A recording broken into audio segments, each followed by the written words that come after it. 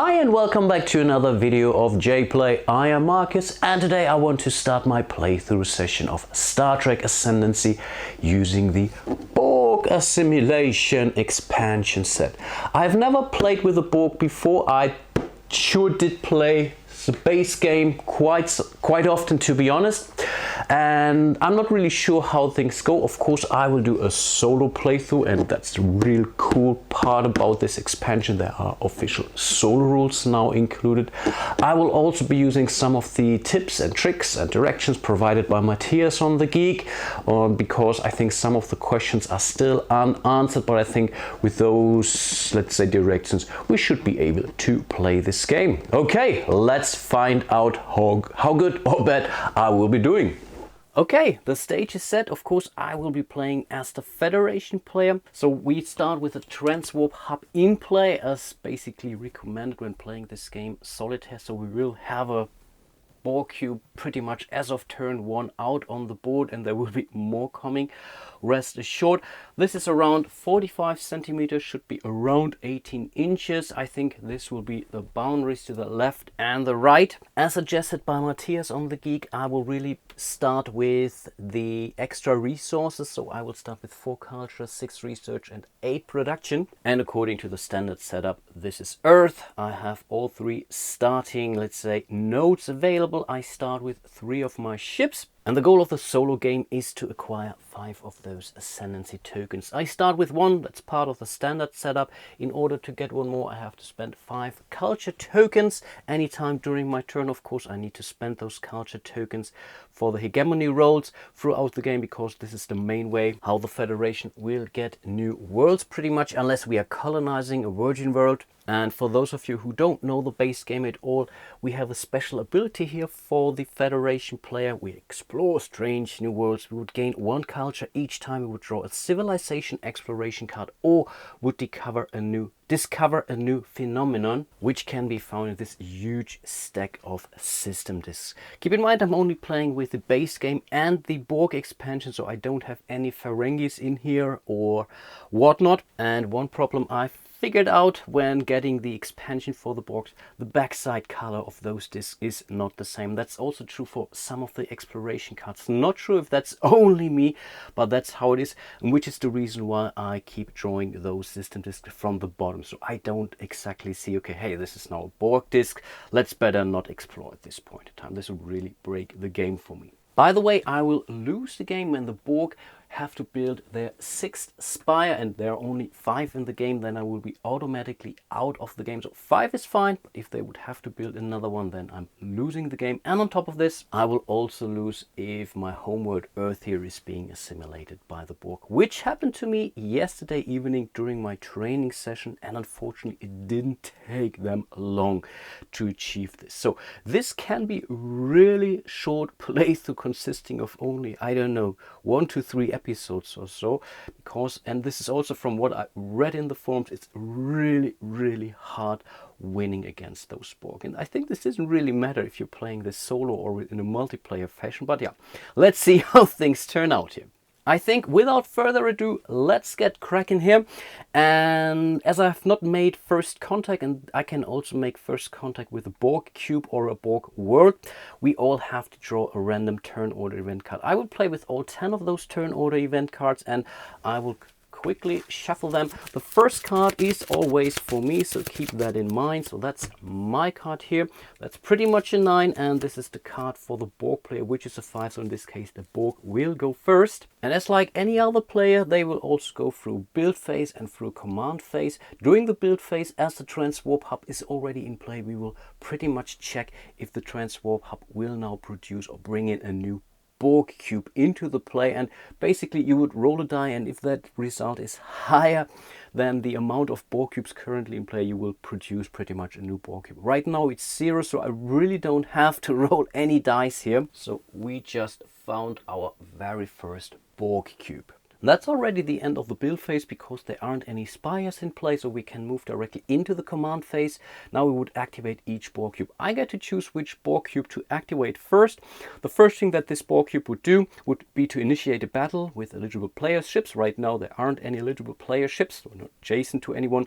So we would now draw and execute the first Borg command card. And here I'm also following the official recommendation to introduce the red command cards here as well. They're really, really bad and have some really, let's say, bad things in stock for you. But anyway, I will draw the first command card here, and here we have the collective linkage, assimilation status imminent, and I think we dodged the bullet here again. Move all Borg cubes up to 2 systems towards closest Borg world and build up to 2 Borg nodes on each Borg world a cube reaches. The problem for the Borg is there aren't any Borg worlds out there on the board yet, and I think this is how I understand the rules, and this is also how Matthias Elfstrom, whatever, put it on his, I don't know, unofficial FAQ. If that's the case, there is no eligible target, then this Borg cube will basically stop, and that's already the end of the turn because we only have 1 Borg cube in play. That was a pretty awesome turn for us, but I really hope I'm going to interpret those Borg command cards as good as possible. The problem really is some of those cards are somewhat vague. There are situations where you really don't know. I will always try to play it as mean as possible, but I think this is pretty clear in the rules here too. If the cube is not connected to its target and cannot place a new space lane for any reason, the cube stays stationary because there is no target system. So I think, yeah, it stays where it is. Correct me if I'm wrong. And this may be already the first major goof of my playthrough, but that's how I understand the rules and the interpretations by Matthias. And to be honest, I agree. The Borg are really tough to play with anyway as they are. And I think getting 1 extra turn here doesn't really hurt us. And yeah, so I will leave this Borg cube where it is. It will move sooner or later anyway. Okay, and then it's our turn. We start the turn with our building phase as well. We start the game with 8 of those production tokens or resources pretty much. And I think we need to build more ships. And I will go for 5 additional ships. So I want to hold on to 3 production maybe for the next turn or so in order to be, I don't know, flexible to build stuff depending on what I will discover throughout my journeys. So I will spend 1 production to build 1 ship here directly on Earth, and with the remaining 4 production I want to create my first fleet here. I can do that when really building this. I can directly build a fleet, and this is my science fleet here. I will now put also 4 ships on that, so I don't need to spend a command later on to form this fleet. The cool stuff about fleets is they move as a unit. Normally you would really spend a command for each of those individual ships, but for a fleet you can pretty much spend 1 command in order to move all 4 of those. Problem is, once this fleet goes from whatever below 3, then this fleet will be pretty much destroyed. And that's a science fleet, so we only roll 1 when we would have to brave the hazard. I will come to that when we get there. And this fleet may also brave the hazard of a phenomenon they occupy without exhausting a command. That's really a great way to gain some interesting research tokens, which we need in order to develop our weapons or shields here. Shields against the Borg are not that important. They can still help us in order to protect ourselves from hazards out there, but they don't do us any good when it comes to fighting the Borg. So maybe I will not really focus on boosting my shields, at least not at this point in time. In theory, I could spend some resources already to upgrade my weapons, and maybe I really should do that. So in order to upgrade my weapons 1 level pretty much, I would have to spend 4 research cubes, and I think this is what I want to do. I think that's fine. So we would pretty much now hit on a 4+, and before it was 5+, and really against the Borg that's so important. I definitely have to upgrade those at least 1 more time in order to stand any chances against the Borg. And I think that's it for the building phase, so let's move over to the command phase. So I could now move, do a hegemony roll, initiate a space battle, launch projects, and commission a starbase or a fleet. We already have 1 fleet, and right now we only have 1 ascendancy token, which means I can only ever maintain one fleet at this point in time, but I think it's now a good time to launch a project. So therefore we would have to spend our first command. It's exhausted, and this lets me draw 1, 2 of my advancement cards. And as I have only one research node in play, I'm only allowed to have basically one advancement card in my project pipeline. So let's see what we got. And here we have the class 4 industrial replicators. When you colonize the system, you may immediately develop a production node at no cost. That's pretty good, but it takes me 4 as research tokens in order to build this. The orbital laboratories are also great, but I need 5. And during resource generation, take 1 research for each starbase you control. That can be also very, very valuable. The cool thing about this expansion thing here is it also gives me 1 additional warp token. But of course, first of all, I have to develop it. And I think in this case, let's go for those replicators here. So we put it next to our player board here, and during each build phase I can then assign 1 research token in order to advance it, and I can also spend research when I find some space phenomenons later on, and then I can also directly assign it to my advancement card. But for now I really have to wait 4 full turns before I can leverage this one. But then it's time to move. So first of all, I will spend 1 more command in order to send this fleet into warp. Okay, that's like it is. Now I want to pretty much take it out of warp. Right now we have 1 warp token next to it. This is pretty much the bonus I get when I send it to warp. So it's flying at warp 1 at this point in time. And I now need to spend another command to take it out of warp. If I want to add another warp token, I could spend this command to add another warp token, then this ship would be flying at warp 2, and then again in order to take it out. But I think in this case warp 1 is fully fine, so I exhausted this one. And as there is currently no system next to Earth, I get to roll this space lane die in order to find out how far the next system is away. So that's a 3, so let's take 1 with 3, and I take 1 from the Borg expansion here. Thematically cool. So that's Wolf 3, 5, 9. Awesome stuff. And of course I want to protect Earth, so I will place this guy closer to the Borg player here. So we are basically here.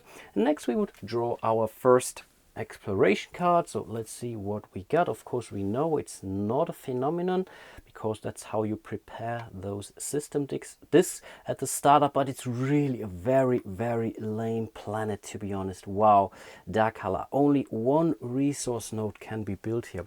That's pretty lame, to be honest, but I will take it anyway. But of course I will now also have to draw my first exploration card. And what do we have here? Where no one has gone before. You discover an untouched planet perfect for colonization, which is good, so I can colonize this planet at the start of my next turn. But I still have 2 commands left, so I think let's move again. So let's spend another command, and this time I want to send this guy here into warp. So same procedure pretty much. So we would roll the die because I want to take it out of warp right away. So let's spend this last command here. Let's roll the die. That's only a 2. This is okay, I guess. And I think again we want to protect ourselves from the Borg, so we will place it like this.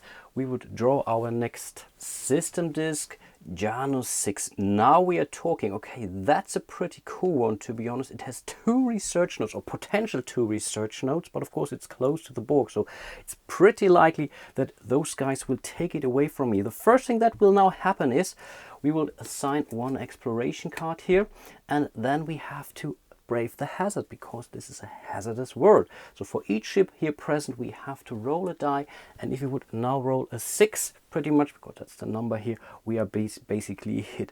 We don't have any shields which could protect us from this hazard, and as I've mentioned, this is basically the only thing why it's important for us in this playthrough against the Borg. But yeah, it's really incredibly expensive to upgrade those shields. So let's just roll the die. Let's hope not for a 6 in this case. No, that's a 4. So we survived this hazard here. So we are allowed to have a look at the exploration card here. And again, where no one has gone before. Awesome. Incredibly lucky, to be honest.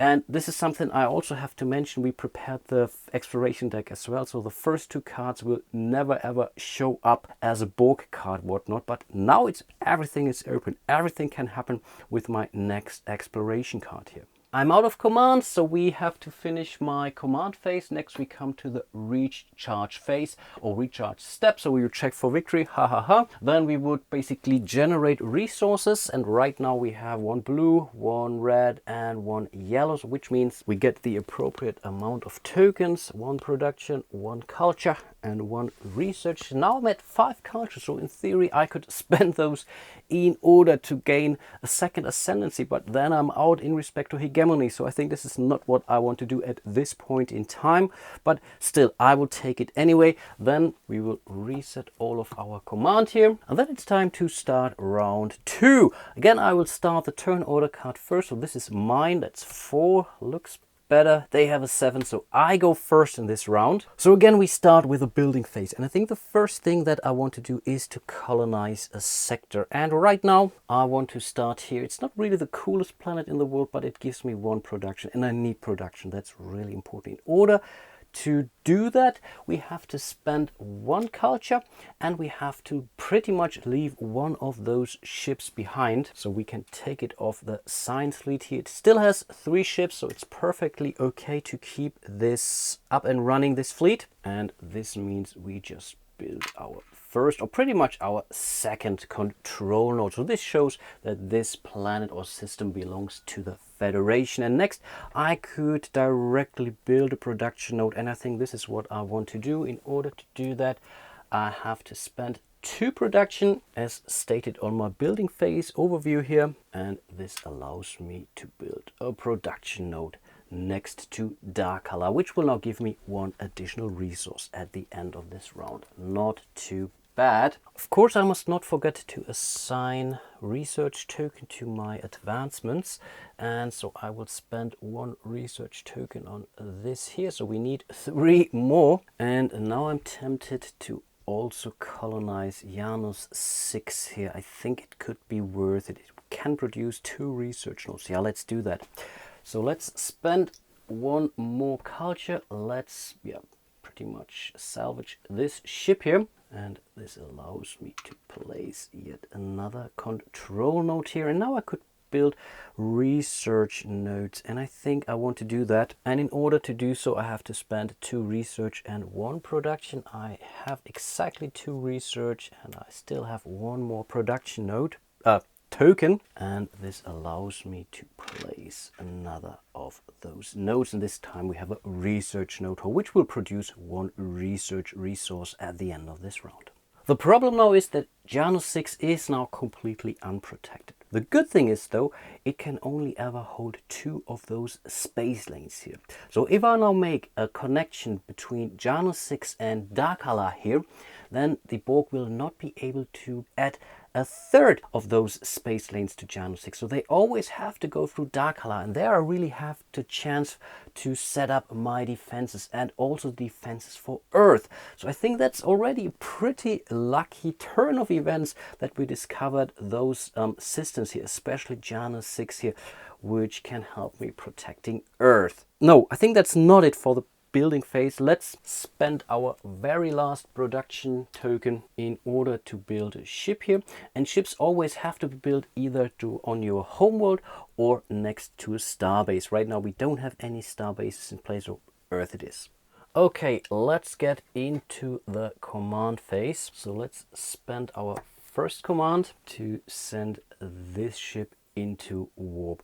Now it can move up to 1 sector when we leave warp right away. But I think in this case I will spend another command to give this guy a 2nd warp token. And then with my 3rd command I will have this ship leave warp. And I promise, as of the next video, as of the next turn, I will definitely make all this stuff much quicker. But I think I really have to explain you how everything goes. So I can now move this ship pretty much 2 spaces. So I can move him 1, 2, create a new sector, but I can also make a connection between those 2 let's say planets here, and I think this is what I want to do. It doesn't really matter if I take this route or this route, because I don't have to brave the hazard here, because I will just passing by pretty much. But in this case, let's make it safe. So let's roll this space lane die. That's a number 2 again. which means I have to pretty much, no, I will take the other road, of course. I will end in this sector here. Oh man, this was close. So I will put it like this, and now I can pretty much swing all of those systems. As long as they are only connected to one system, one other system, I can swing those. I cannot pick it up and move it over, but I can freely swing them pretty much. Earth is a fixed system, and the Transwarp Hub is also a fixed system. I will never ever be allowed to move them around, but right now I can. So let's do the connection. Let's try not to destroy everything, and this brings this ship here to Dakala as well. Okay, we can still move it. Oops, I did break it, but again, they're both swinging systems, and now all of those systems are fixed, so the Borg will not be able to swing stuff around, but of course they will be able later on to swing other planets into the direction. But this is already a pretty solid defense for Earth, at least this is what I hope. Okay, we can get rid of those warp tokens here, and I still have 2 more commands, which is great. And I think next it's time to use or activate fleet number 1 here, our science fleet. So again, we will spend our command to send it into warp, give it 1 warp token, but we will take it out of warp right away with our last command token. So again, we have to roll the die here. That's a full, and I think in this case, let's go down south pretty much. We're already approaching the border I've set, so I will pretty much say, okay, when this system is placed here, that's pretty much the end of the space, at least towards this direction. I can still move down and whatnot, but not further to the left. But of course, let's see what system we get. And okay, here we found another planet, Capella. So the science fleet is now here at Capella, and it provides 2 production nodes and 1 culture node. And culture is great because this is what I need to win the game. Gain as many culture tokens as possible in order to exchange them into ascendancy tokens. Awesome stuff. But of course, I still have to draw an exploration card. So let's see what we get. And what do we have here? A pre-warp level 0. Place 3 production tokens on the system, marking it as inhabited by pre-warp independent civilization. The first player to colonize the system claims the token. The problem is, as I have to follow the prime directive, I will never be allowed to colonize a pre-warp inhabited system, which this one is. So what did we have here? With little technology of their own, the Mintakans view warp-capable species as gods. Okay, yeah, that's really a bummer. But in this case, no one will ever claim the system because the Borg aren't interested in pre-warp civilizations themselves. Wow. Okay, that was pretty much a waste of an action. Of course, it can still protect me. So next, I could move up again, for example, in order to build another system here. And the idea is really to keep the Borg away from Earth as long as possible. And speaking of the Borg, we pretty much have exhausted all of our commands, so we will jump over to the Borg player. Good thing is we have a Borg cube on the Transwarp Hub, so it will not send another cube in there. So we can also skip the build phase for the Borg entirely, but of course we still have to draw a command card. And I think this time we are not so lucky. Defenses, capabilities analyzed. Move cube up to 2 systems towards nearest connected player ship or fleet. After moving, this cube initiates a space battle with all adjacent player ships. Okay, I think it will not be able to get there. The nearest ship is clearly the lone ship here on Dakala.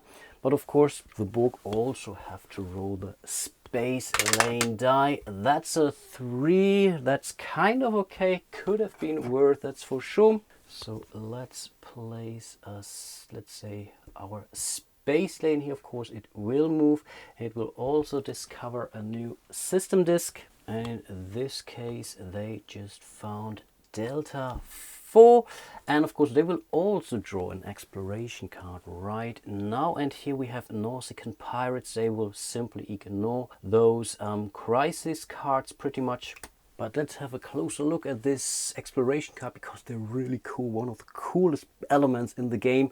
Operating from secret asteroid bases, Nausicaan pirates are a constant danger to independent freighters. It's not a remains in play card, so we would simply get rid of it, but it's also not a developed world, so they will not try to do an assimilation attempt at this point in time, which isn't a bad thing, to be honest. But of course they already came awfully close to our region here, so it's pretty much one more movement for this cube and they will be able to reach dark color. So keep in mind they will be able to readjust this floating system here in order to make a connection here. So if they would go first, it's very likely that they will take over dark color with their next turn or so. This one ship won't stand a chance. It's rolling 1 die.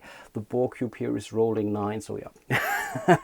Pretty sure that this guy doesn't stand a chance.